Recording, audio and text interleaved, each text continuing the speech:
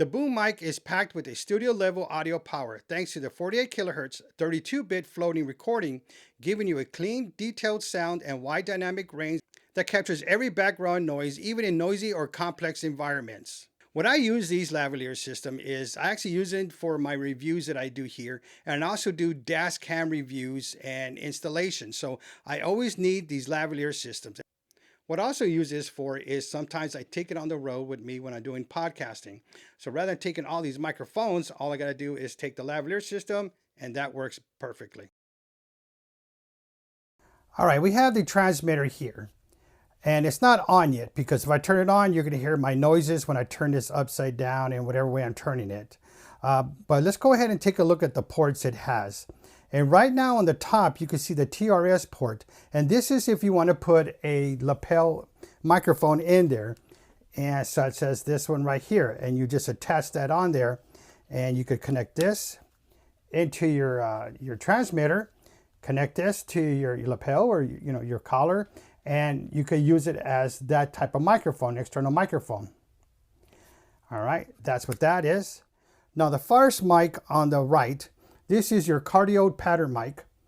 The one to the outside is your omnidirectional pattern mic.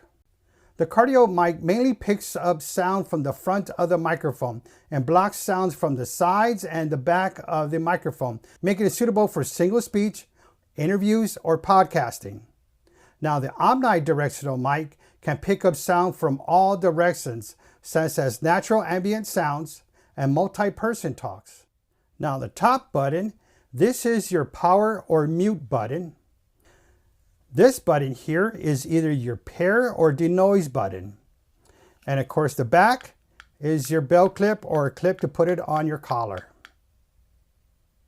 On the other side, this is the record button, and all you got to do is short press it to turn it on, and then long press it to turn it off.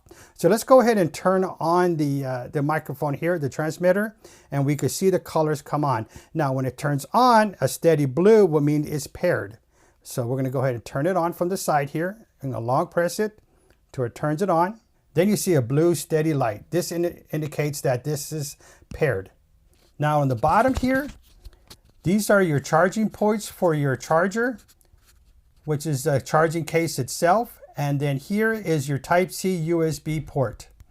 Now this is where you could actually connect this to your computer and it will transfer files back and forth. And I'll show you that in just a minute. Or you could connect the Type-C cable and you could charge this independently. Now to charge this, if you have a Type-C port in your charger or power strip, you could connect that right in there. Now, if it has a Type-C, you could just take this coupling off and it's a Type-C port as well. Or if you have one of these old adapters here, AC adapters, you could just connect that in there and connect it to your outlet. Now, if you're on the go, all you have to do is utilize your power bank to charge your transmitter. And you can see the red light on, indicating that it's charging.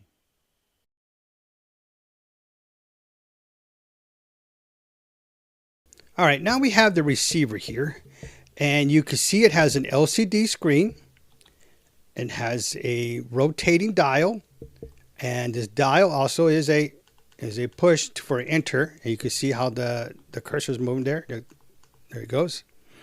And on the side you have an out port.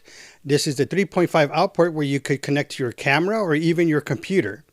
And of course, you have your headphones for real-time monitoring. You could plug those in there and you could hear how the lavaliers, the microphones actually sound. And on the other side, you have the power button or pairing button. And of course, you have the belt clip. And on the bottom, you have your charging port. And then you have your USB for charging or for digital output. Now the IPS touchscreen with the dial for efficient operation, the 1.08-inch IPS LCD touchscreen and precision dials allows users to check information such as volume, battery level, audio mode, and other information while accurately adjusting various parameters and settings, making the operational simple and intuitive. Now let's get into the LCD screen.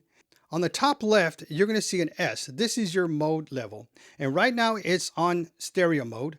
If it changes to an M, it's on mono mode. Now, if it changes to M with a shield around it, that is your safety mode. To the right of that is your output gain level. And right now it's on 2, and you could change that. And let me show you how to do that. We're just going to go ahead and press the button there. And we're just going to turn the dial, and you can see that move right there. That's how you change the output gain level on this. So let's leave it back on 2. And then to the right of that is indicating if there was a lock symbol, it will be locked. Now let me show you how to do that. Now on the side, you will press that button once, and you see that lock symbol come on. You see that lock symbol, and that's what it is.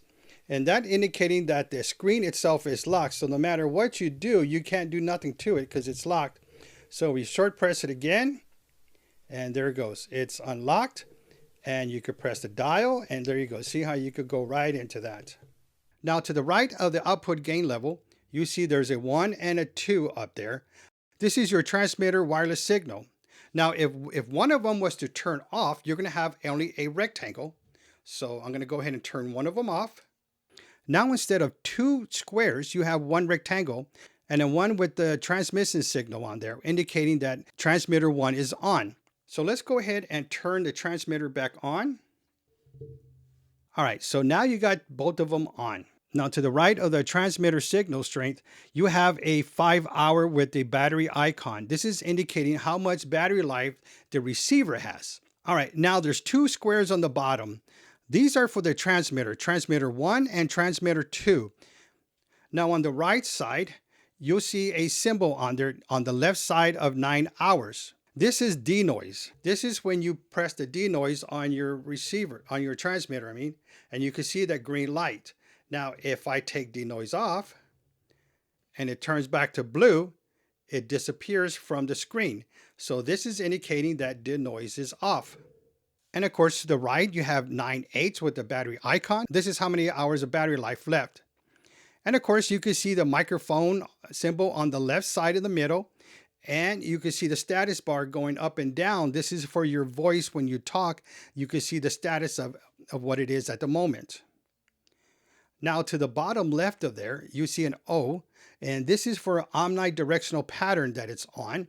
Now you could also change this to cardioid pattern as well, and we'll get to that later. Now to the right of that is a number 8, and this is your gain level that you could change this to.